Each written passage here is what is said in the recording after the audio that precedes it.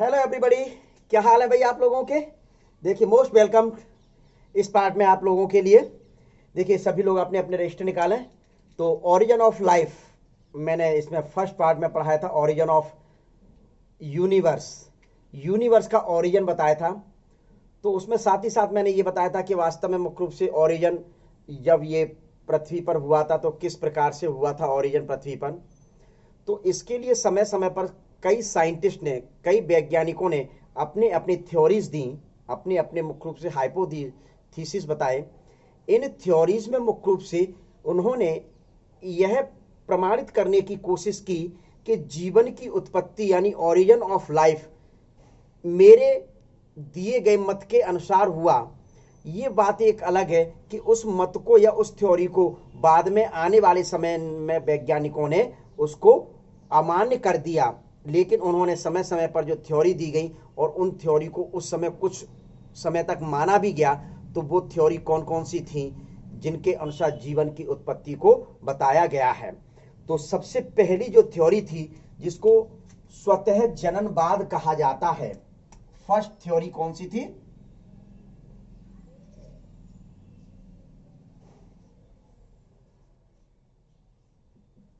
स्वतः जननवाद या निर्जीव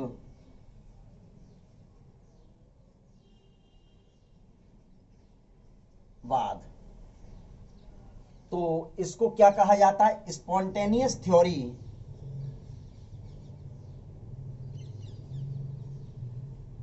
स्पॉन्टेनियस, पूरा नाम लिख दो, स्पॉन्टेनियस जननवाद को स्पॉन्टेनियस जनरेशन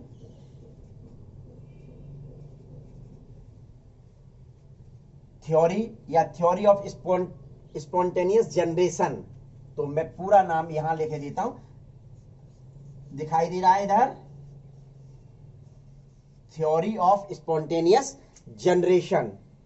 या इसको क्या कहा जाता है? Theory of abiogenesis. नाम से स्पष्ट हो रहा है, नाम से ही स्पष्ट हो रहा है कि इस मत के मानने वाले वैज्ञानिक, इस मत को मानने वाले जो वैज्ञानिक थे, इस थ्योरी को देने वाले जो वैज्ञानिक थे एवं समर्थन करने वाले वैज्ञानिक थे, उनका मानना था कि इस पृथ्वी पर जीवन की उत्पत्ति प्रथम बार मुख्य रूप से निर्जीव पदार्थों से हुई है। किससे हुई है? निर्जीव पदार्थों से जीवन की उत्पत्ति हुई है। ये बात एक अलग है कि आज इस चीज को नहीं सोचा जा रहा है, लेकिन मुख्य रूप से सबसे पहले मुख्य रूप से इस थ्योरी को वैज्ञानिकों के द्वारा दिया गया था। ऐसा नहीं है कि ये थ्योरी वैज्ञानिकों ने दी, कोई ऐसे वैसे ही वैज्ञानिक थे कि आम लोग थे। इसको समर्थन करने वाले बहुत महानतम वैज्ञानिक थे। जैसे कौन कौन से वैज्ञानिक थे? थेल्स वैज्ञानिक थे, अनेक्सिमेंडर वैज्ञानिक थे, प्लेटो वैज्ञानिक थे, जॉनरे थे, नीदम थे, वॉन हेलमोंट थे। यहां तक कि मुख्य रूप से सबसे महानतम वैज्ञानिक जिसको फादर ऑफ जूलॉजी या फादर ऑफ बायोलॉजी के नाम से जाना जाता है, अरस्तु भी मुख्य रूप से इसके समर्थन में खड़े हुए थे। कौन कौन से वैज्ञानिक थे? तो वैज्ञानिक सबसे पहले लिख लीजिए, कौन कौन से वैज्ञानिक थे? समर्थक वैज्ञानिक थेल्स, अनेक्सिमेंडर,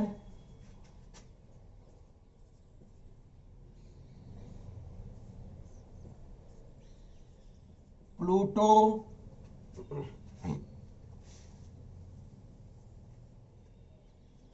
जॉनरे,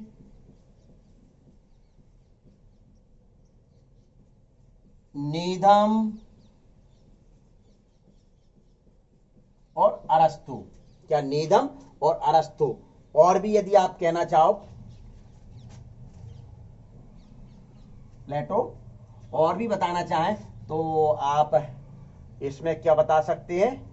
थेल्स हो गए, अनेक्सिमेंडर हो गए, प्लेटो हो गए, जॉनरे हो गए, नीधम हो गए, अरस्तु हो गए और वॉन हेलमोंट जिन्होंने मुख्य रूप से एक्सपेरिमेंट किया था।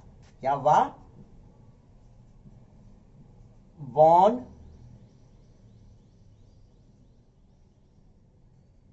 हेलमोंट,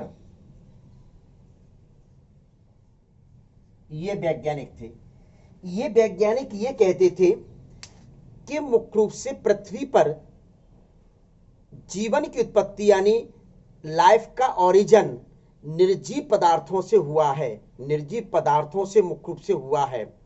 इनका मानना ये मानना था कि निर्जीव पदार्थों से चूहा, मेढक वगैरह या मतलब अन्य जो जीव हैं वह उत्पन्न हो जाते हैं, वह मुख्य रूप से उत्पन्न हो जाते हैं।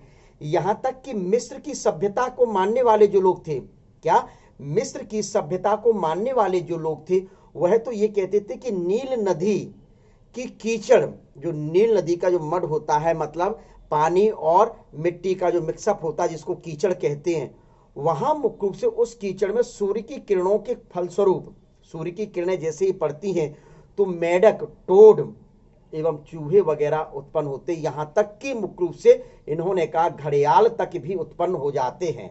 कौन सी सभ्यता को मानने वाले थे? किस सभ्यता को?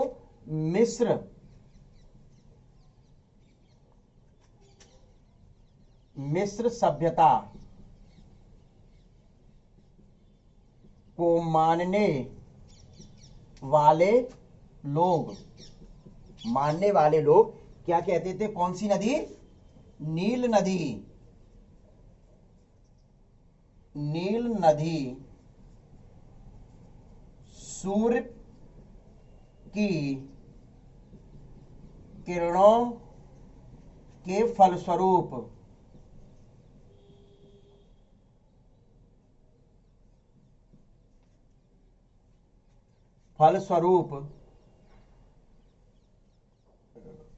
टोड, मेढक, यहां तक कि घड़ियाल मतलब क्रोकोडाइल की भी उत्पत्ति होती है।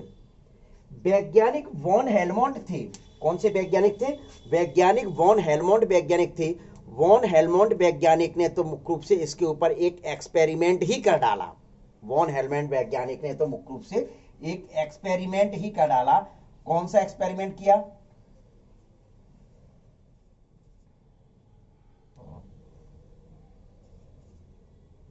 इन्होंने मुख्य रूप से क्या किया? एक पसीने से भीगी कमीज, पसीने से भीगी शर्ट यानी कमीज को 21 दिन तक गेहूं के भूसे में रख दिया,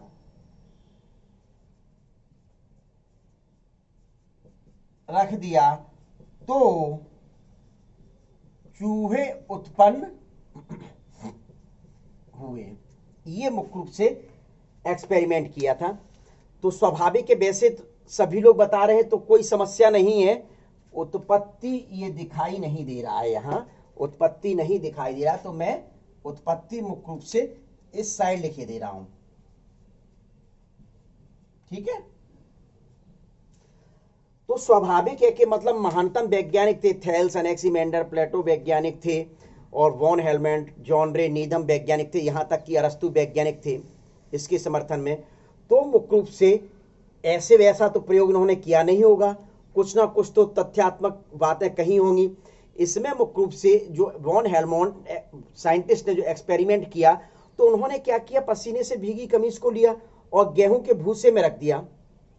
तो क्या देखा होगा कि अचानक उनको वहां से चूहे निकलते आए। बैठे रहे होंगे वो, क्या भाई एक्सपेरिमेंट कर रहे हैं तो एक्सपेरिमेंट तो बैठ के करना पड़ता है। एक कमरे में भूसा भरा हुआ और पसीने से भीगी कमीज को रख दिया गया। अब मुख्य रूप से वहां बैठ गए, वहीं खाना खा रहे हैं, वहीं पी रहे हैं, जो भी कर रहे हैं। तो देखा एक दिन हो गया, कैलेंडर में एक डेट काट दी, दूसरा दिन काट दिया, तीसरा दिन काट दिया। इस तरीके से 21वें दिन वहां से मुख्य रूप से चूहे निकलते नजर आए। तो उन्होंने मुख्य रूप से यह कह दिया कि पसीने से भीगी कमीज को भूसे में रखा गया था। तो वहां कुछ इस प्रकार की क्रियाएं हुई कि जिसके कारण मुख्य रूप से एक चूहे की उत्पत्ति हुई। हालांकि ये जो इनके जो वैज्ञानिक थे मिस्रवासियों के अनुसार, जैसे था माना जाता था कि टोड, मेढक, यहां तक कि घड़ियाल की उत्पत्ति बता रहे थे नील नदी के कीचड़ में सूर्य प्रकाश की किरणों के फलस्वरूप। तो ये वैज्ञानिक तथ्य नहीं थे, इनके पास वैज्ञानिक तथ्य नहीं थे। इस वजह से वैज्ञानिक तथ्य ना होने के कारण, क्या वैज्ञानिक तथ्य ना होने के कारण या वैज्ञानिक आधार ना होने के कारण इसको बाद में मुख्य रूप से 17, 18वें एवं 19वीं सदी में मुख्य रूप से अमान्य कर दिया गया था। तो ये सबसे पहला ओरिजिन ऑफ लाइफ का थ्योरी है। कौन सी थ्योरी है? स्पॉन्टेनियस थ्योरी, स्पॉन्टेनियस थ्योरी या ए बायोजेनेसिस थ्योरी। ठीक है, तो सबसे पहली थ्योरी। दूसरी थ्योरी मुख्य रूप से जो आती है, जो इस थ्योरी को गलत सिद्ध करने के लिए दी गई थी, थ्योरी ऑफ बायोजेनेसिस।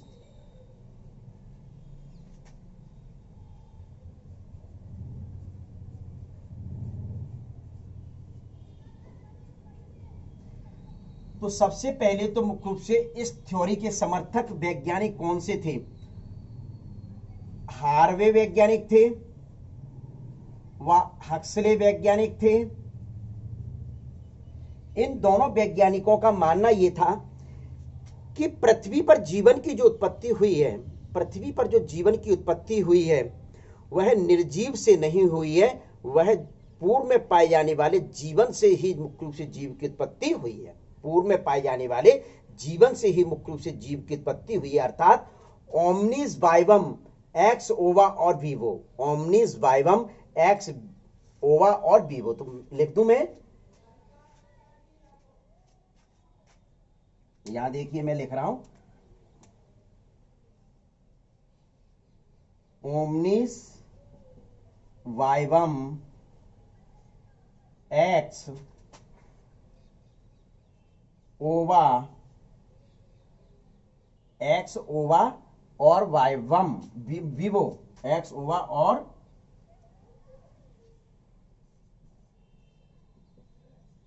वीवो। इसको आप इन्वर्टेड कॉमा में और गहरी अंडरलाइन कर लेना। हक्सले हार्वे साइंटिस्ट का मुख्य रूप से मानना था कि जीवन की उत्पत्ति पूर्ववर्ती जीव से हुई है। क्या लिख दूं मैं? जीवन की उत्पत्ति पूर्ववर्ती जीव से हुई है, पूर्ववर्ती जीव से मुख्य रूप से हुई है। तो ये मुख्य रूप से ये वैज्ञानिक मानते थे, अर्थात ओमनिस वाइवम एक्स ओवा और वीवो। तो इसके समर्थन में 17, 18, 19 सेंचुरीज में, मतलब 17, 18वीं और 19वीं सदी में, 17वीं, 18वीं और 19वीं सदी में फ्रांसिस्को रेडी ने एक्सपेरिमेंट किया, लेजेरो स्प्लेंजनी ने एक्सपेरिमेंट किया, और लुई पास्चर जो वैज्ञानिक थे इन्होंने एक्सपेरिमेंट किया। लुई पास्चर ने तो मुख्य रूप से इस मत की बिल्कुल कमर ही तोड़ डाली। लुई पास्चर वैज्ञानिक ने तो मुख्य रूप से इस मत की तो कमर ही तोड़ डाली कि भैया इसके बाद इस मत को कोई नहीं जानेगा। ऐसे एक्सपेरिमेंट किए गए थे। तो सबसे पहला जो एक्सपेरिमेंट किया गया था वह एक्सपेरिमेंट किसके द्वारा किया गया था? 17 सेंचुरीज में क्या बोलते हैं, एक्सपेरिमेंट ऑफ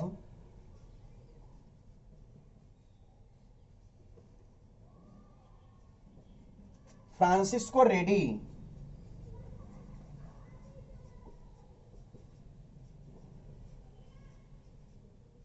फ्रांसिस्को रेडी ने मुख्य रूप से सबसे पहला एक्सपेरिमेंट किया था। इन्होंने मुख्य रूप से क्या किया, 3 जार लिए।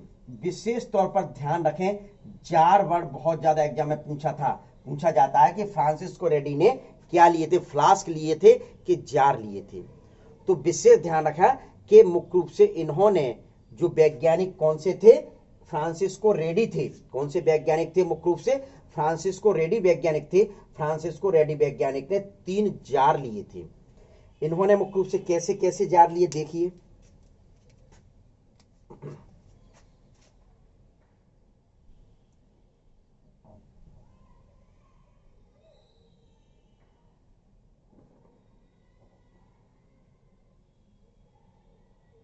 एक जार,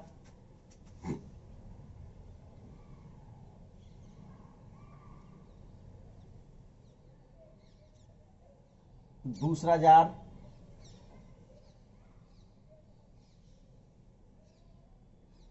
और तीसरा जार।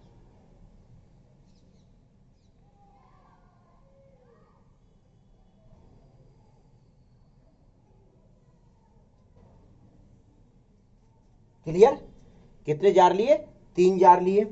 इसको ए नाम दे दूं, इसको बी नाम दे दूं, इसको सी नाम दे दूं। इसको ओपन रखा, इसको मलमल,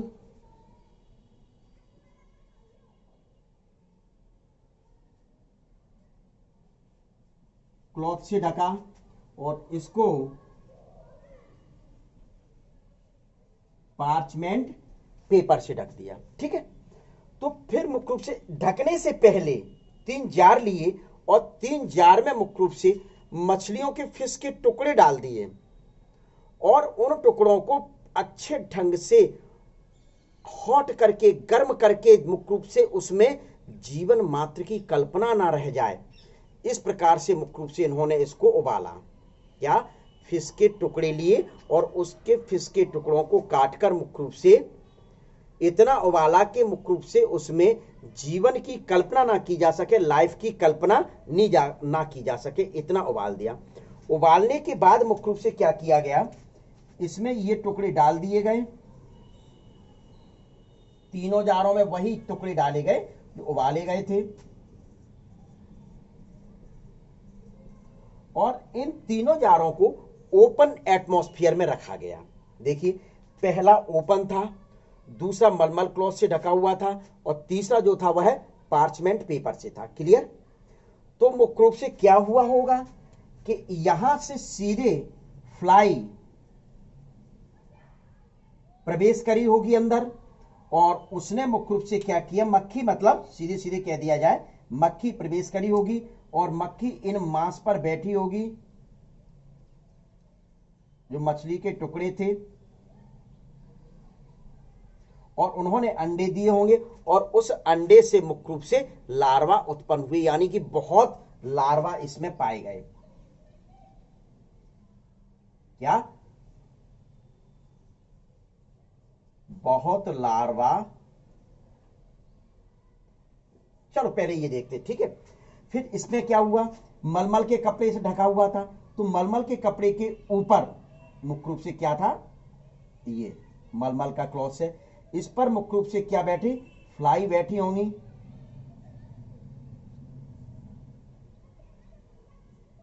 एग लेइंग किए होंगे, मक्खियां बैठी, मक्खियों ने मुख्य रूप से अंडे भी दिए होंगे, और मलमल के कपड़े से जो पोर पाए जाते, उन पोर से होकर दो चार जो अंडे थे, वो अंडे मुख्य रूप से इनके ऊपर गिर गए, और उन्होंने मुख्य रूप से क्या बना लिए, लार्वा बना लिए। जितने अंडे आए वही अंडे मुख्य रूप से लार्वा बना सके। तीसरा जो मुख्य रूप से जो जार था, इस तीसरे जार को, जिसको पार्चमेंट पेपर से, आप जाएंगे अपनी लैब में देखेंगे, बायोलॉजी की लैब हो या केमिस्ट्री की लैब होगी, वहां पार्चमेंट पेपर आसानी से मिल जाएगा, अपने टीचर से पूछेंगे तो पार्चमेंट पेपर मिल जाएगा। तो इस पार्चमेंट पेपर से ढका, तो ढकने पर यह देखा गया कि इस पर ऊपर मक्खियां बैठी,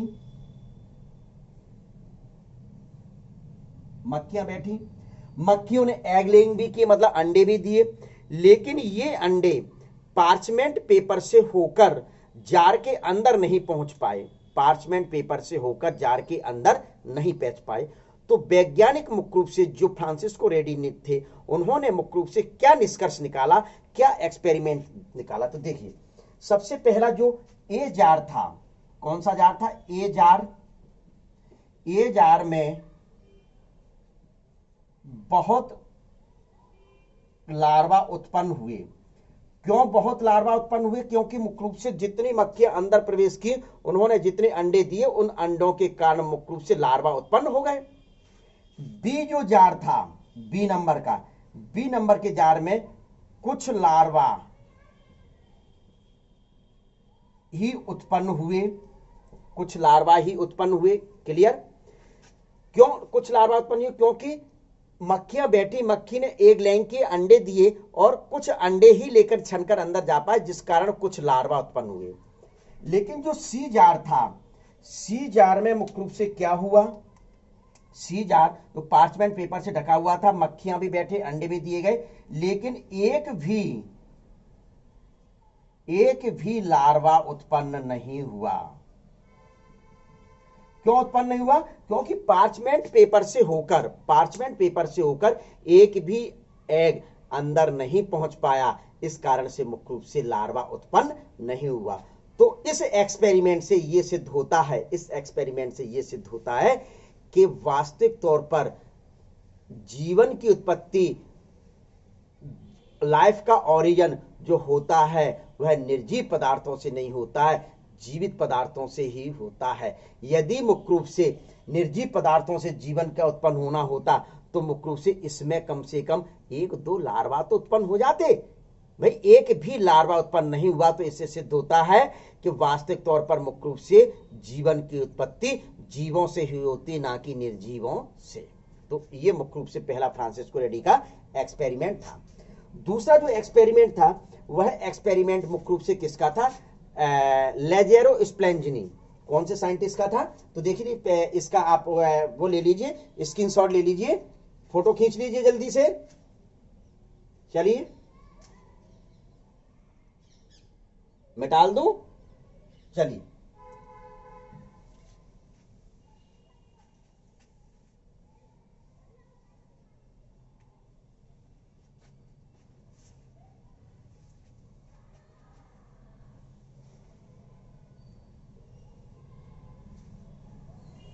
देखिए तीसरा जो,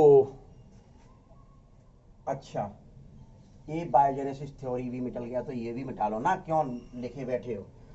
जो दूसरा एक्सपेरिमेंट था वह एक्सपेरिमेंट मुख्य रूप से किसने किया था? लेजेरो स्प्लेंजनी ने।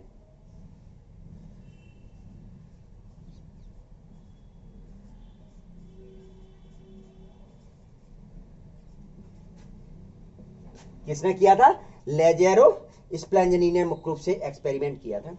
लेजेरो स्प्लेंजनी ने मुख्य रूप से एक्सपेरिमेंट क्या किया?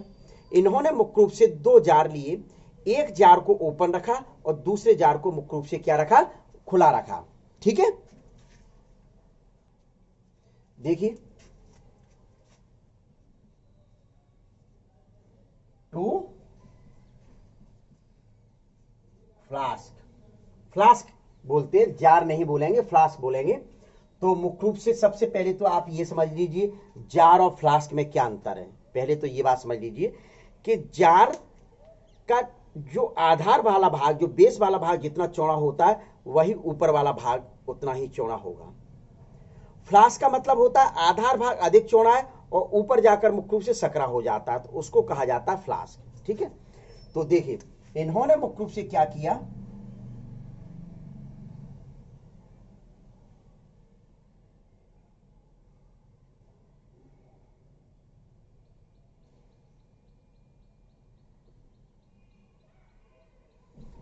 ये 2 फ्लास्क लिए,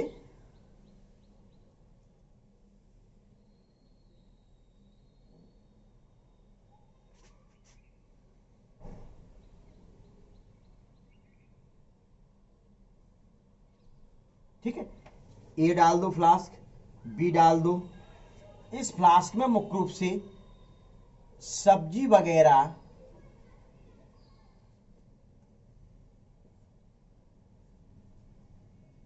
शोरवा लिया, मछली वगैरह, मछली की जो मछली का शोरवा होता है, मतलब शोरवा मतलब सब्जी का जो रस होता है,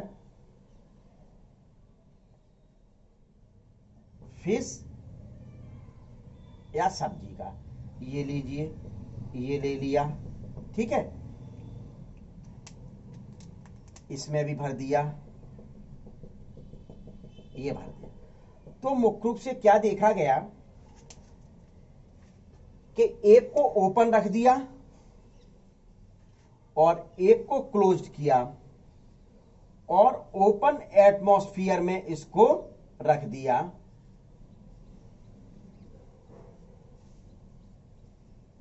ओपन एटमॉस्फेयर से मतलब है अंदर बंद करके नहीं, कि मतलब कमरे में रख रहे हैं कि कहां रख रहे हैं, खुले वातावरण में रख दिया। खुले वातावरण में मुख्य रूप से रखा तो वैज्ञानिक ने क्या देखा, कुछ समय बाद अध्ययन किया तो मुख्य रूप से देखा कि जो ए नंबर का जार था, पहले नंबर का जार था जो ओपन था, उसमें बहुत सारे लार्वा मक्खियों के या मच्छर के मुख्य रूप से पाए गए। लेकिन जो बंद लार्वा था, एयर टाइट मुख्य रूप से बंद था, क्या एयर टाइट मुख्य रूप से बंद था, तो उसमें किसी प्रकार के जीवन का प्रवेश नहीं हो पाया, उसमें किसी प्रकार के जीवन का प्रवेश नहीं हो पाया, माइक्रोब्स वगैरह का प्रवेश नहीं हो पाया, जिस कारण से एक भी लार्वा या अन्य किसी प्रकार का जीव उत्पन्न नहीं हुआ। तो मुख्य रूप से ये प्रयोग क्या कहता है, लेजरस प्रेंजिनी का एक्सपेरिमेंट भी यही कहता है कि वास्तविक तौर पर यदि जीवन की उत्पत्ति होनी थी, यदि इसमें हुई थी, भाई इसमें भी वही हॉट करके गर्म करके उबाल कर मुख्य रूप से मछली के रस को डाला गया या सब्जी के रस को डाला गया, इसमें भी डाला गया क्या, तो यदि जीवन की उत्पत्ति जब इसमें हुई तो मुख्य रूप से जीवन की उत्पत्ति इसमें भी होनी चाहिए थी, लेकिन ऐसा नहीं हुआ। तो यह मत भी मुख्य रूप से एबायोजेनेसिस थ्योरी को गलत सिद्ध करता है, अर्थात अमान्य करता है। तो ये दूसरे नंबर का एक्सपेरिमेंट था। तीसरे नंबर का जो एक्सपेरिमेंट था वो किसने किया था, कौन से साइंटिस्ट थे, बोलिए भाई कौन से साइंटिस्ट थे, लुईस साइंटिस्ट, कौन से साइंटिस्ट थे, लुई पास्चर।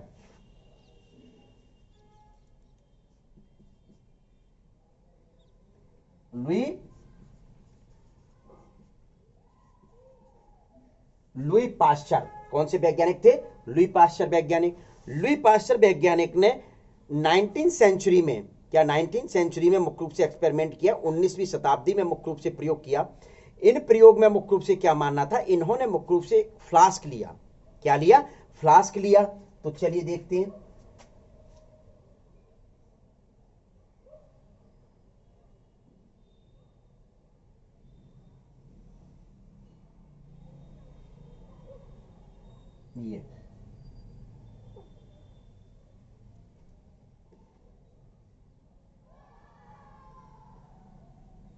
ये फ्लास्क लिया और इस फ्लास्क में मुख्य रूप से ईथर एल्कोहल, जिनसे जीवन की कल्पना की जा सकती थी, जो जीवन के मुख्य भाग थे, इस पदार्थ का मिक्सर इसमें डाल दिया। ठीक है, डाला, गर्म करके, बिल्कुल विशेष ध्यान रखें कैसा डाला गया, गर्म करके डाला गया था। पहले इसका स्क्रीनशॉट ले लीजिए आप लोग, फिर दूसरे वाले का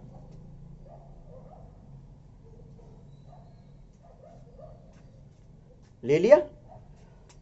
इसके बाद क्या किया, इसकी जो गर्दन थी, फ्लास्क की गर्दन, इस फ्लास्क को मुख्य रूप से, इस फ्लास्क को हंस के आकार की जो गर्दन होती है, हंस की गर्दन देखिए, स्वान नेक, क्या स्वान जो नेक थी, यानी कि मैं दूसरी भाषा में कह दूं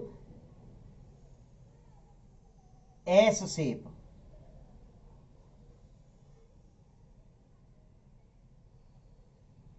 ये हंस की गर्दन, विशेष ध्यान रखना है अपने को, स्वान, हंस को स्वान कहा जाता है, बिल्कुल एस आकार की गर्दन होती है हंस की। किस आकार की होती है, हंस की गर्दन एस आकार की होती है। इसमें मुख्य रूप से ईस्ट है, शक्कर है, ईथर, अल्कोहल, जिसका भी आप चाहो गर्म करके मुख्य रूप से मिक्सर भर दिया। ठीक है, मिक्सर भरा और ये जो फ्लास्क था इसकी गर्दन को पिघलाकर एस आकार में मुख्य रूप से बना दिया, हंस की गर्दन जैसी बनाया। और इस पर मुख्य रूप से क्या किया, इसके सिरे पर एक कॉटन का कपड़ा लगा दिया, कॉटन लगा दी, मतलब रुई, कपड़ा क्या बोलेंगे, कॉटन लगा दिया, रुई लगा दी। ये कॉटन, ये क्यों लगाया, क्योंकि इस कॉटन की वजह से, विशेष तौर पर मुख्य रूप से गीला करके, एक तरीके से बता दें, और यदि वैसे सूखी से काम चल जाएगा, और करना है तो गीला कर दिया। तो फिर मुख्य रूप से क्या हुआ, और इसको ओपन एटमॉस्फेयर में रख दिया इस फ्लास्क को। फिर मुख्य रूप से जब देखा, इसका एक्सपेरिमेंट हुआ, तो एक्सपेरिमेंट में मुख्य रूप से देखा इसमें किसी प्रकार के जीवन की उत्पत्ति अंदर नहीं हुई। वैज्ञानिक लुई पास्चर ने अपना मुख्य रूप से तर्क दिया कि जो मुख्य रूप से ये कॉटन लगाया गया था, इससे होकर एयर तो प्रवेश करती है, इससे होकर मुख्य रूप से एयर तो प्रवेश की, लेकिन मुख्य रूप से किसी प्रकार के माइक्रोब्स वगैरह अंदर प्रवेश नहीं कर पाते, इस वजह से ये मुख्य रूप से लगाया था।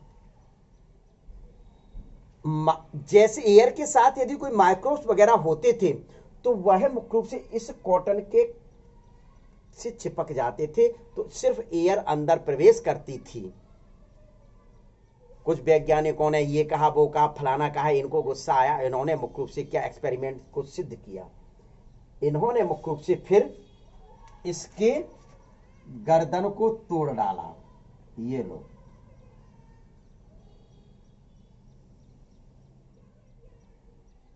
और वही मिक्सर भरा हुआ है, ये लो। गर्दन को जब तोड़ा तो मुख्य रूप से कुछ दिनों बाद देखते हैं कि इसमें मुख्य रूप से लार्वा उत्पन्न हो गए। क्या इसमें मुख्य रूप से क्या उत्पन्न हो गए? लार्वा उत्पन्न हो गए। तो लुई पास्चर के एक्सपेरिमेंट ने, एक्सपेरिमेंट ऑफ लुई पास्चर, ये कौन सा है? Experiment of Louis Pasteur. Louis Pasteur के एक्सपेरिमेंट ने ए बायोजेनेसिस थ्योरी को, स्पॉन्टेनियस थ्योरी को हमेशा हमेशा के लिए मुख्य रूप से समाप्त कर दिया। क्लियर? तो ये तीन जो एक्सपेरिमेंट थे, ये तीन एक्सपेरिमेंट हक्सले और मुख्य रूप से हार्वे की बातों का समर्थन करते हैं। हार्वे और हक्सले नामक वैज्ञानिक ने जो बातें कही थी कि वास्तविक तौर पर जीवन की उत्पत्ति जीवों से ही होती है, ना कि निर्जीवों से होती है, यानी जीवन की उत्पत्ति पूर्ववर्ती जीवों से होती है। क्या? पूर्ववर्ती जीवों से होती है। तो इस वजह से मुख्य रूप से इन तीनों मतों ने उनके बातों का समर्थन किया और ए बायोजेनेसिस थ्योरी को कमर तोड़ डाली। ठीक, तो ये मुख्य रूप से आपका क्या होता है? ए बायोजेनेसिस थ्योरी। ठीक है, इसका ले लीजिए भाई डायग्राम का। ठीक है, फिर इसके बाद मुख्य रूप से क्या होता है?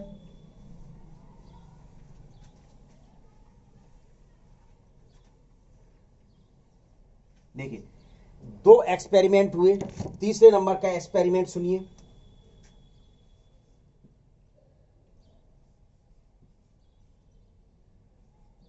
Theory of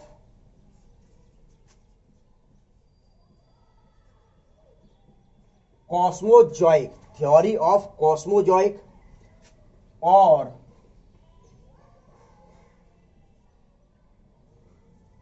theory of spore. इस मत को मानने वाले जो वैज्ञानिक थे, इस मत को मानने वाले जो वैज्ञानिक थे, उनका मानना यह था कि पृथ्वी पर जीवन की उत्पत्ति नहीं हुई थी।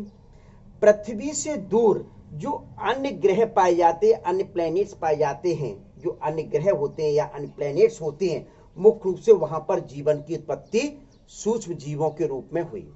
जीवन की उत्पत्ति मुख्य रूप से दूसरे ग्रहों पर, पृथ्वी से दूर दूसरे ग्रहों पर मुख्य रूप से जीवन माइक्रोब्स यानी जीवाणु के रूप में या स्पोर्स के रूप में पाया जाता था।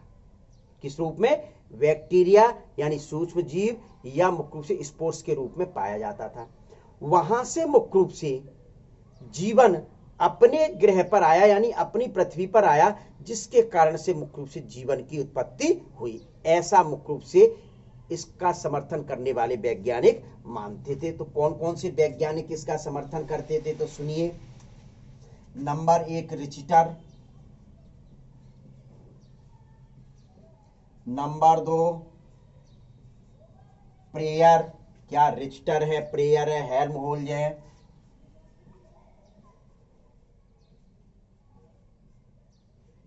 हेल्महोल्ट्ज है,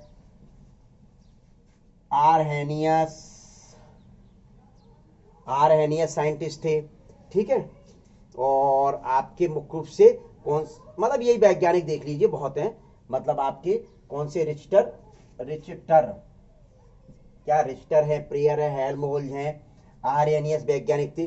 तो ये वैज्ञानिक मुख्य रूप से क्या कहते थे? जो अभी मैंने बताया वही कहते थे, यानी कि जीवन ये पृथ्वी है, अर्थ है, ये अर्थ है, अर्थ से दूर ये क्या पाए जाते हैं? अन्य ग्रह पाए जाते हैं।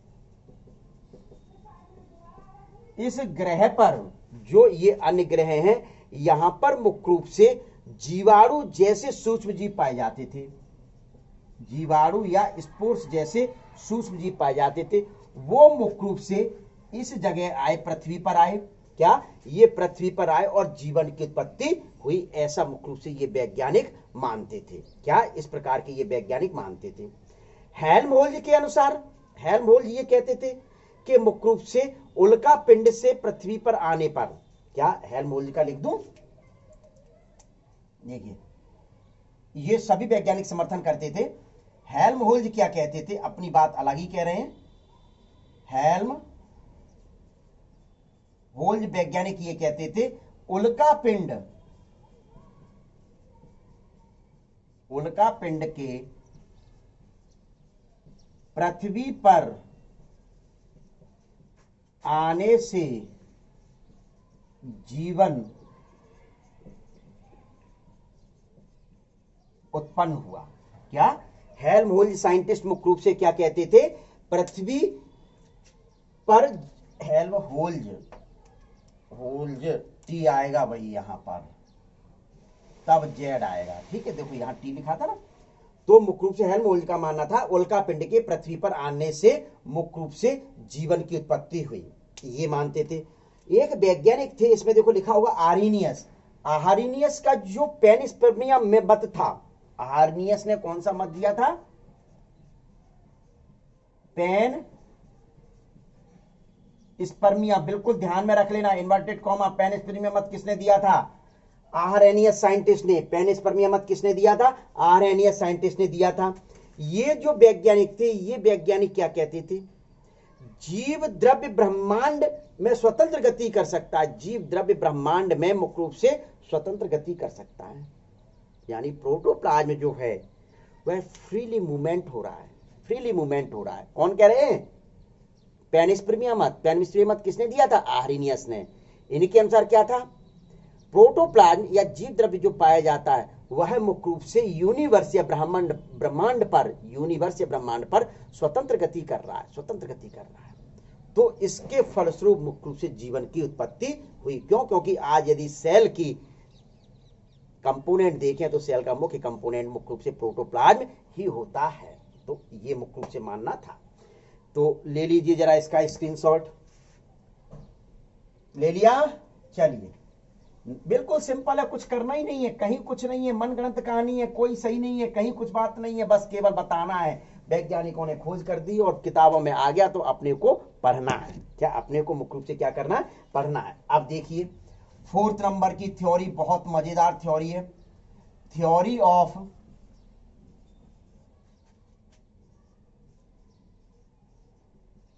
Special creation, theory of special creation, और इसका दूसरा नाम है रिलीजियस थ्योरी। इसको दूसरा क्या कहा जाता है,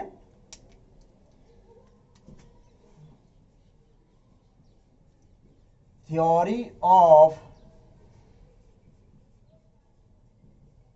रिलीजियस, यानी ये तो है विशिष्ट सृष्टिवाद, हिंदी में कौन सा है, विशिष्ट सृष्टिवाद, और ये कौन सा था, धार्मिकवाद। भैया इसको कौन मानेगा, इसको मानने वाले वैज्ञानिक तो फादर सोरेज। कौन थे, फादर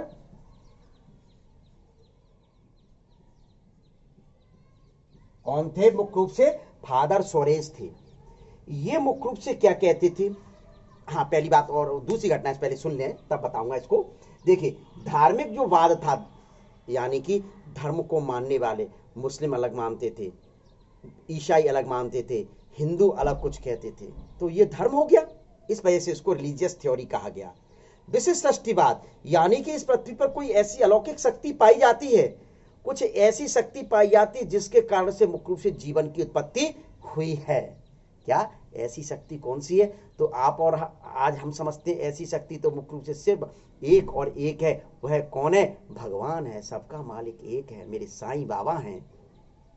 क्या, तो स्वाभाविक है कि मुख्य रूप से ये कैसे हुआ, भाई भगवान भी जीवन की उत्पत्ति करते हैं क्या? ये बात एक अलग है कि मैं बहुत भगवान को मानता हूं, साईं बाबा को मानता हूं, कहता हूं कि साईं बाबा ही सब कुछ, लेकिन कैसे ये संभव कैसे है? ईसाइयों का जो धर्म ग्रंथ है जिसको बाइबल कहा जाता है, ईसाइयों का धर्म ग्रंथ है जिसको बाइबल कहा जाता है, ये कह रहे हैं फादर सुरेश कह रहे हैं कि मुख्य रूप से जो ईसाइयों का धर्म ग्रंथ है जिसको क्या कहा जा रहा है, क्या कहा जा रहा है? बाइबल।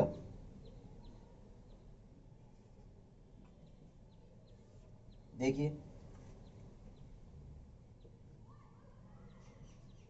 देखिए तो बाइबल में मुख्य रूप से क्या लिखा हुआ है? बाइबल में प्राकृतिक 6 डेज में, natural 6 days, days of 6 natural condition, 6 प्राकृतिक दिनों में मुख्य रूप से जीवन की उत्पत्ति बताई है। कितने दिन में? 6 प्राकृतिक दिन में बाइबल ग्रंथ में मुख्य रूप से जीवन की उत्पत्ति बता दी। भैया प्रथम दिन, पहले दिन मुख्य रूप से स्वर्ग तथा पृथ्वी की उत्पत्ति हुई। लिखते चलिए, नहीं बाद में तो मुझे लिखना ही है। प्रथम दिन, बहुत मजे आ रहे होंगे इस टॉपिक पे, बहुत मजे आ रहे हैं, लेकिन कहीं कुछ नहीं है। प्रथम, बाइबल के अनुसार प्रथम दिन, फर्स्ट डेज, मुख्य रूप से मैंने क्या बोला? 6 प्राकृतिक दिनों में।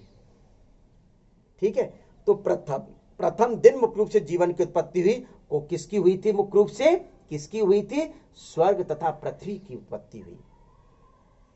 स्वर्ग तथा पृथ्वी की उत्पत्ति हुई। दूसरे दिन मुख्य रूप से किसकी उत्पत्ति हुई? आकाश तथा पानी की उत्पत्ति हुई। किसकी उत्पत्ति हुई? आकाश तथा पानी की उत्पत्ति हुई। तीसरे दिन मुख्य रूप से भूमि, पेड़ पौधों की उत्पत्ति हुई। चौथे दिन मुख्य रूप से सूर्य चंद्रमा की उत्पत्ति हुई। तो चलो मैं लिख देता हूं, नहीं तो आप ये कहोगे पहले दिन किसकी किसकी बोली थी? अरे यार, बस मैंने सूर्य लिख दिया और तुमने मान लिया, हो गया खेल। भाई स्वर्ग व पृथ्वी की उत्पत्ति हुई। किसकी उत्पत्ति हुई? स्वर्ग एवं पृथ्वी। भाई देखो ध्यान में तो रखना पड़ेगा, रटना पड़ेगा, ठीक है। दूसरे दिन जो उत्पत्ति हुई थी, सेकेंड डेज उत्पत्ति किसकी हुई थी? यहां दिन लिख दूं, नहीं तो भूल जाओगे कि सेकेंड डेज किसकी उत्पत्ति हुई थी? आकाश, हेवेंस एंड वाटर, व पानी। किसकी उत्पत्ति? आकाश एवं पानी की उत्पत्ति हुई, ठीक है। तीसरे दिन मुख्य रूप से जो उत्पत्ति हुई थी वो किसकी हुई? भूमि, पेड़ पौधे, यानी कि मुख्य रूप से क्या कहा जाए? मिट्टी, अर्थात earth and plants, earth and plants, ठीक है कि नहीं। चौथे दिन मुख्य रूप से जो उत्पत्ति हुई वह किसकी उत्पत्ति हुई थी? मुख्य रूप से जो मैंने पहले नंबर पर लिख रहा था, सूर्य, चंद्रमा, तारे, सितारे। क्या? सूर्य, चंद्रमा, तारे, सितारे, मुख्य रूप से इनकी उत्पत्ति हुई थी चौथे दिन। पांचवें दिन जो मुख्य रूप से उत्पत्ति हुई थी, 5th डेज। अरे भैया, पांचवें दिन जो उत्पत्ति हुई थी वह मुख्य रूप से किसकी उत्पत्ति हुई थी? सीधे सीधे fish and Abies, fish and Abies यानी मछली और पक्षी की उत्पत्ति मुख्य रूप से हुई थी। किसकी उत्पत्ति हुई? पांचवें दिन मछली एवं पक्षी की उत्पत्ति मुख्य रूप से पांचवें दिन हुई थी। छठवें दिन मुख्य रूप से मानव की उत्पत्ति, मनुष्य की उत्पत्ति एवं अन्य जंतुओं की उत्पत्ति मुख्य रूप से छठवें दिन हुई। तो लिख दिया जाए, छठवें दिन किसकी? मानव यानी मनुष्य व अन्य जंतु की उत्पत्ति। तो देखिए कितनी मजेदार बात मतलब लिखी है बाइबल में, कितनी मजेदार बात लिखी है कि प्रथम दिन स्वर्ग तथा पृथ्वी की उत्पत्ति हुई, दूसरे दिन आकाश व पानी की उत्पत्ति हुई, तीसरे दिन भूमि, पेड़ पौधों की उत्पत्ति हुई, चौथे दिन सूर्य, चंद्रमा, तारे की उत्पत्ति हुई, पांचवें दिन मछली, पक्षी की उत्पत्ति और छठवें दिन मानव व अन्य जंतु की उत्पत्ति हुई। भैया आप बिल्कुल पढ़े लिखे नहीं है, आप बिल्कुल पढ़े लिखे नहीं है, सुन रहा है कि नहीं तू? तो क्या ये थ्योरी को मानेगा क्या है कि भैया 6 दिन में ही मुख्य रूप से उत्पत्ति हो गई? इस बाइबल के अनुसार इस पृथ्वी पर प्रथम जो पुरुष उत्पन्न हुआ था वह एडम था। कौन सा था? तो अकॉर्डिंग टू बाइबल, बाइबल के अनुसार प्रथम पुरुष एडम था। क्या था? एडम था। क्लियर? और प्रथम जो स्त्री थी यानी महिला, स्त्री वो मतलब समझ लेना कि कपड़े वाली प्रेस वाली स्त्री को समझ जाए तो भैया गड़बड़ हो जाएगा। हाँ, ये ध्यान रख लेना। प्रथम जो स्त्री थी वह कौन सी थी? ईवी थी। तो ये इनमें पहली कौन था? प्रथम पुरुष एडम, दूसरी स्त्री थी। इन दोनों ने जीवन को आगे बढ़ाया। इन दोनों ने मुख्य रूप से जीवन को आगे बढ़ाया संभोग करके। वैज्ञानिकों का मानना यह था कि एडम की 12वें नंबर की पसली से, क्या 12वें नंबर की 12th रिब्स, 12वें नंबर की पसली से मुख्य रूप से ईवी की उत्पत्ति हुई थी। भैया फिर ये क्या हुआ? चलो प्रथम पुरुष एडम मान लिया, प्रथम महिला मुख्य रूप से ईवी मान ली, तो ये पुरुष पहले आया कि महिला पहले आई? क्या रट्टा था, भगवान जाने क्या था क्या नहीं था। यदि मुख्य रूप से इस मत को मानने वाले वैज्ञानिक थे तो मेरा भी एक तर्क है कि यदि 12वें नंबर की पसली जो एडम है, एडम के 12वें नंबर की पसली से प्रथम स्त्री जिसको ईवी नाम दिया गया, यदि उसकी उत्पत्ति हुई तो मुख्य रूप से एडम की ये पुत्री कहलाई। एडम की जो ईवी थी वह पुत्री कहलाई। भाई मेरे शरीर से यदि कोई उत्पन्न होता है तो वह उसमें गुण कौन से होंगे? मेरे शरीर के ही होंगे। आज वर्तमान स्थिति में मुख्य रूप से देख लिया जाए, आज बच्चों वर्तमान स्थिति में देख लिया जाए तो क्या कहा जाएगा? वह मेरा अंश है। वह मेरा अंश है कि नहीं है? तो स्वाभाविक है कि यदि ये लिखा गया है, ये बात एक अलग है कि धार्मिक लोग हैं तो वो मानते जरूर हैं, पर लेकिन वास्तविक तौर पर मुख्य रूप से ये बिल्कुल गलत है। बायोलॉजिकल भाषा में भी देखा जाए तो मुख्य रूप से रियल ब्रदर एंड सिस्टर यदि संभोग करते हैं, उनसे संतान उत्पन्न होती है तो निश्चित तौर पर कोई ना कोई एबनॉर्मेलिटी उस संतान में अवश्य पाई जाएगी। ये विशेष ध्यान रखना है। तो स्वाभाविक है एडम की 12वें नंबर की पसली से भी की उत्पत्ति हुई, ये मुख्य रूप से बिल्कुल तथ्यात्मक जानकारी नहीं थी। ये तो एक बात एक अलग है, कह दिया फादर सुरेश ने, बाइबल में लिख दिया, चलता आ रहा है, ठीक है। तो ये था। अब लेकिन हिंदू धर्म को मानने वाले जो वैज्ञानिक थे, कौन से? हिंदू धर्म को मानने वाले, अपना भी धर्म, हिंदू धर्म को मानने वाले जो लोग थे वह मुख्य रूप से क्या तर्क देते थे? उनके अनुसार, क्या हिंदू धर्म को मानने वाले वैज्ञानिकों के अनुसार मुख्य रूप से इस पृथ्वी पर जीवन की उत्पत्ति ब्रह्मा से हुई है। जय जय ब्रह्मा। क्लियर हो गया? कहते हैं ना कि भैया इस पृथ्वी की रचयिता ब्रह्मा है। इस पृथ्वी की रचयिता कौन है? ब्रह्मा है। तो वही ब्रह्मा हो गए, वही ब्रह्मा हो गए। तो ब्रह्मा के शरीर से कैसे उत्पत्ति हुई? ये भी एक बात है। ब्रह्मा के सिर से मुख्य रूप से देवता, मनुष्य, राक्षस की उत्पत्ति हुई। ब्रह्मा के सिर से देवता, राक्षस, मनुष्य की उत्पत्ति हो गई, ठीक है। ये मतलब था। इनका जो चेस्ट था, वक्ष था, जिसको थोरैक्स वाला भाग होता है, क्या थोरैक्स वाला भाग होता है कि नहीं होता? ये वाला भाग, ये वक्ष जो था, उस वक्ष वाले भाग से मुख्य रूप से बच्ची की उत्पत्ति हुई। मुंह से मतलब बकरी की उत्पत्ति हुई। इन्होंने मुंह हा हा हा हा हा ऐसे खोला तो मुख्य रूप से बाहर बकरी आ गई। शरीर पर जो रोम पाए जाते थे, जो हेयर पाए जाते थे, उनसे मुख्य रूप से पेड़ पौधों की उत्पत्ति हुई। काय से उत्पत्ति हुई? पेड़ पौधों से। तो मैं लिख दूं, हिंदू धर्म को मानने वाले ब्रह्मा के सिर से देवता,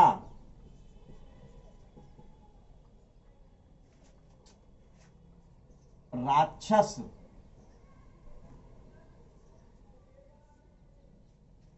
मानव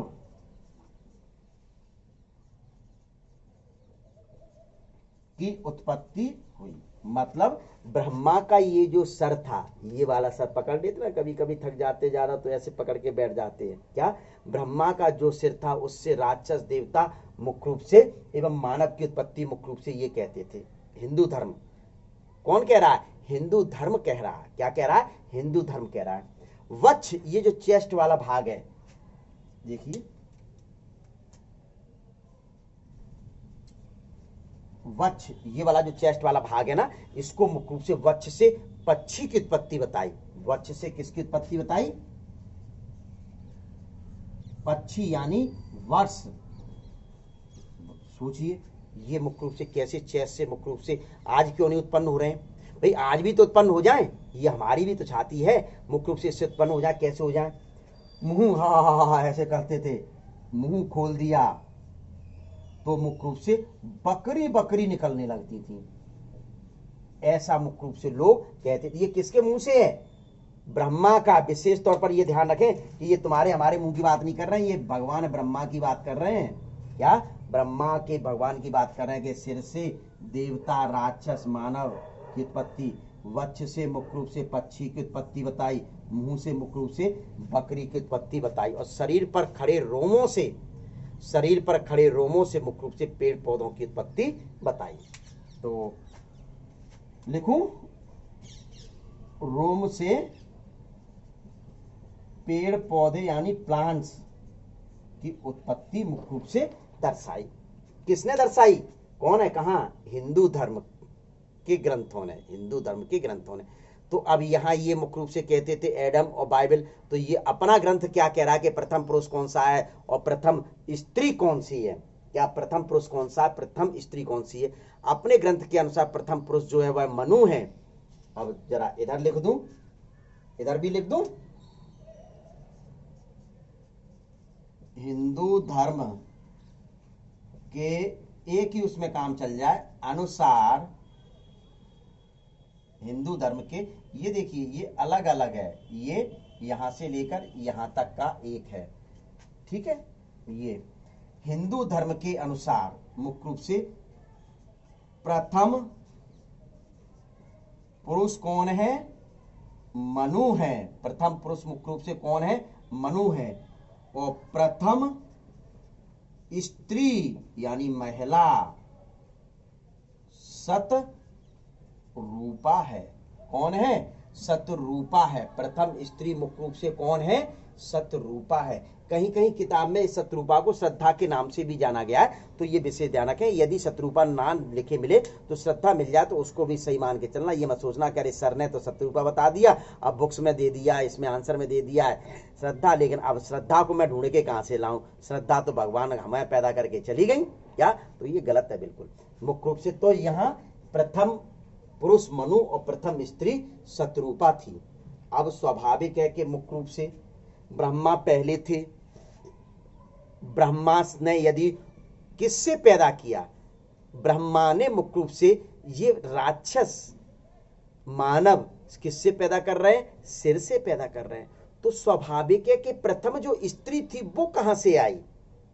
प्रथम स्त्री कहां से आई? ये प्रश्न उठता है। चलो मान लो कि मुख्य रूप से प्रथम स्त्री मुख्य रूप से जब सर से मुख्य रूप से राक्षस देवता और मानव उत्पन्न हो रहे हैं और उस मानव में मुख्य रूप से प्रथम महिला ही थी, प्रथम महिला ही थी, तो मुख्य रूप से इसका मतलब ये हुआ कि कहना नहीं चाहिए, भगवान मुझे माफ करना, ब्रह्मा के शरीर से प्रथम स्त्री जो उत्पन्न हुई थी वह उसकी पुत्री थी। ब्रह्मा के शरीर से जो प्रथम स्त्री उत्पन्न हुई थी वह उसकी पुत्री थी। इसका मतलब तो ये हुआ। तो स्वाभाविक है कि स्त्री यदि उसकी उत्पत्ति है तो मुख्य रूप से आपस में किस प्रकार से इंटरकोर्स कर सकते, बायोलॉजिकल की मैं बात कर रहा हूं, मैं धर्म को बिल्कुल नहीं कहीं कुछ कह रहा हूं। धर्म में मैं भी मानता हूं, भगवान को मैं बहुत मानता हूं कि मतलब ऐसा ऐसा है, लेकिन क्या किया जाए कि ये प्रथम वाली बात आ रही ना। तो उस दौरान मुख्य रूप से क्या हुआ कि ब्रह्मा ने जो प्रथम जीव को अपने सर से उत्पन्न किया, या मानव या महिला के रूप में मैं बात कर रहा हूं, तो इसका मतलब यह था कि वह प्रथम महिला थी। अब प्रथम महिला ये और ब्रह्मा इन्होंने मुख्य रूप से इंटरकोर्स किया, जिसके फलस्वरूप मुख्य रूप से अन्य आगे वाली संतानें पैदा हुई होंगी। ये लेकिन ना तो बाइबल में तथ्यात्मक जानकारी है, ना ही हिंदू धर्म में तथ्यात्मक जानकारी है वास्तविक तौर पर, तो इस मत को भी अमान्य कर दिया गया। स्पेशल क्रिएशन थ्योरी को, क्या स्पेशल क्रिएशन थ्योरी को भी मुख्य रूप से क्या कर दिया गया, अमान्य कर दिया गया।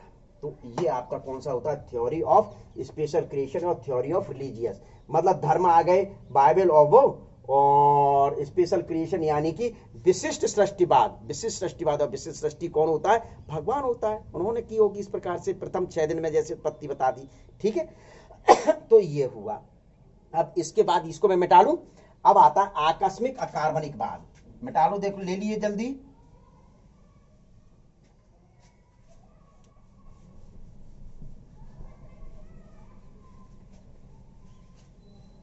बस थोड़ा सा रह गया है, बहुत अच्छा चल रहा है ये मैटर, बहुत अच्छा, बिल्कुल।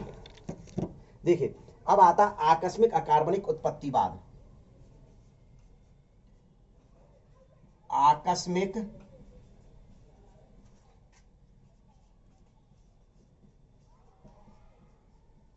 अकार्बनिक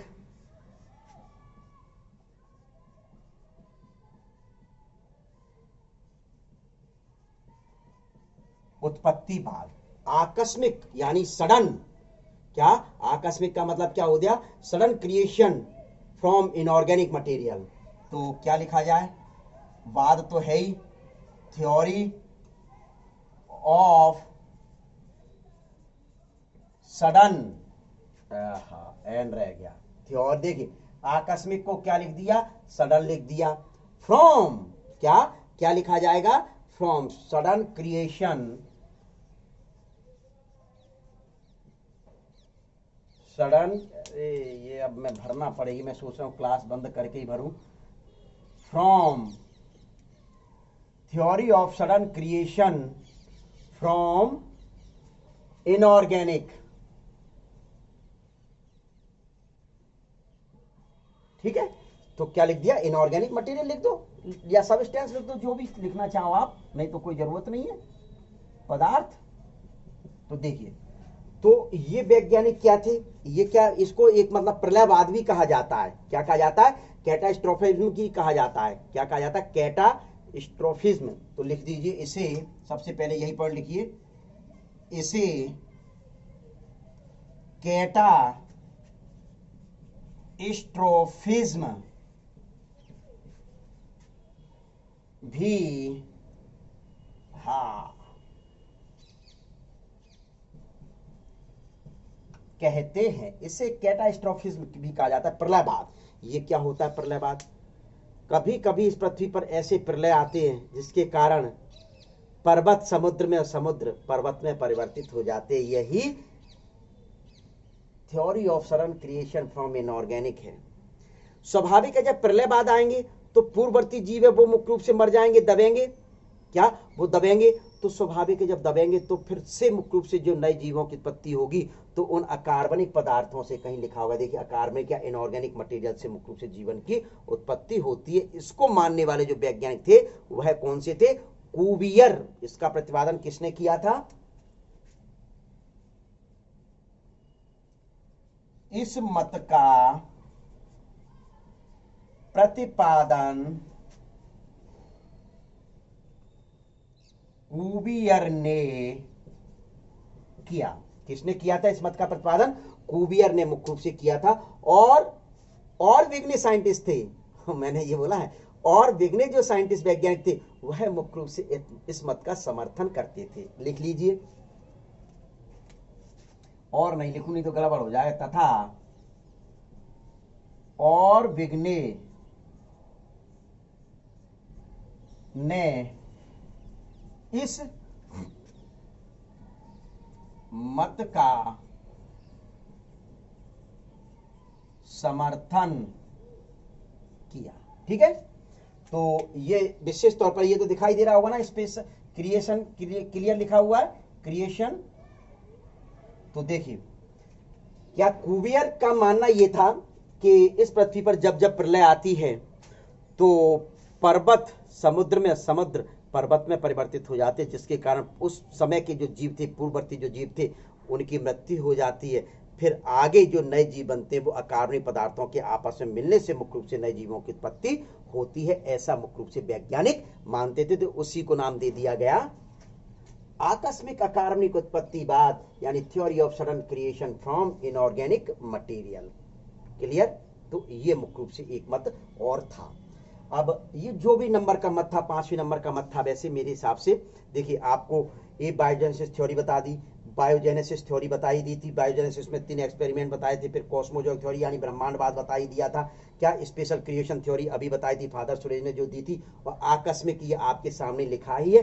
अब अंतिम आता है आधुनिकवाद यानी मॉडर्न थ्योरी। 6वें नंबर पर लिख लीजिए, 6वें नंबर की थ्योरी लिखिए, आधुनिकवाद यानी मॉडर्न थ्योरी।